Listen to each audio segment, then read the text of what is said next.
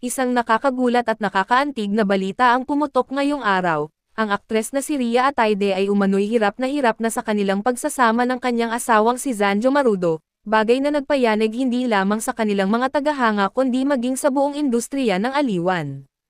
Sa kabila ng matamis na mga larawan at masasayang sandali na madalas ibinabahagi noon ng mag-asawa sa social media, tila unti-unting nagbago ang ihip ng hangin, at ngayon ay umalingaw-ngaw ang balitang puno na ng sakit, luha, at pagod ang puso ni Rhea.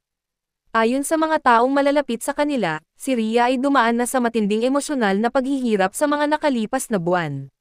Bagamat pilit niyang itinatago sa kamera ang totoong nararamdaman, hindi na raw may kakaila sa kanyang mga kilos at tingin ang bigat ng sitwasyon.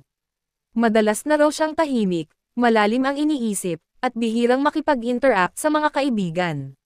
Sinubukan daw niyang maging matatag, iligtas ang kanilang relasyon, at intindihin si Zanjo sa kabila ng mga hindi pagkakaunawaan at paulit-ulit na tampuhan. Ngunit ayon sa mga source, tila nauubos na ang kanyang pasensya at pag-asa. Si Zanjo naman, ayon sa mga nakakakilala sa kanya, ay ramdam ang bigat ng sitwasyon. Nakikita raw ito sa kanyang mga mata tuwing lalabas siya sa publiko, tila ba may dalang mabigat na problema na pilit niyang tinatago sa likod ng kanyang mga ngiti. Subalit sa kabila nito, nananatili raw siyang umaasa na muling maaayos ang lahat.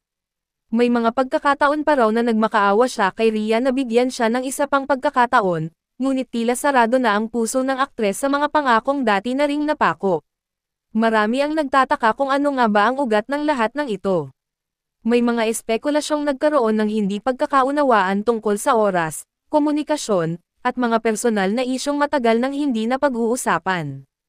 May mga nagsasabing tila naging abala na si Zanjo sa kanyang mga proyekto, habang si Rhea naman ay naghangad ng mas matibay na emosyonal na koneksyon na hindi na niya maramdaman sa asawa.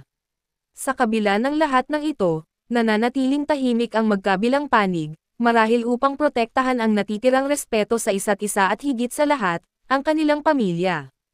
Sa mga panayam, hindi tuwirang sinasabi ni Rhea ang kanyang saloobin, ngunit makikita sa kanyang mga mata ang pagod, ang uri ng pagod na hindi dulot ng trabaho, kundi ng paulit-ulit na pagkasawi sa isang relasyong unti-unting nabubure sa pagitan ng pagmamahal at sakit. Ayoko na ng away, ayoko na ng paulit-ulit, umano ang pahayag ng aktres sa isang malapit na kaibigan, na ngayon ay nagdulot ng labis na pag-aalala sa mga tagahanga. Ang mga netizens ay hati ang opinyon, may mga kampi kay Rhea, sinasabing tama lamang na pahalagahan niya ang sarili, ngunit may ilan ding umaasang huwag pa niyang sukuan si Zanjo, dahil naniniwala silang may pag-asa pa ang kanilang pagmamahalan. Gayunman, sa puntong ito, tila malinaw na hindi na ganoon kasimple ang lahat. Ang mga sugat na dulot ng emosyonal na pagod ay mahirap gamutin, at si Rhea ay tila nasa yugto na ng kanyang buhay na pinipili ang kapayapaan kaysa gulo. Habang patuloy ang mga espekulasyon, pinipili naman ni Zanjo na manahimik. Sa mga panahong ito, nakikita siyang madalas mag-isa, malalim ang iniisip, at tila nagsisisi sa mga bagay na nagdulot ng paglayo ni Rhea. Ang dating masiglang aktor ay ngayon ay tila isang taong lugmok sa pagkalito at panghihinayang.